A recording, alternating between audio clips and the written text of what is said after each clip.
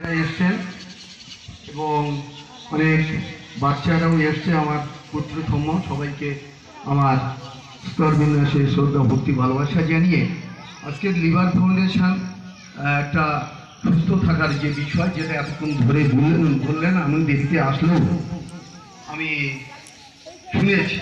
তো বিষয়টাও হচ্ছে, আমরা যারা এখানে অনেক মায়েরা আছি, আমরা জানি যে অপরিষ্কার থাকলে কিভাবে কি হতে পারে।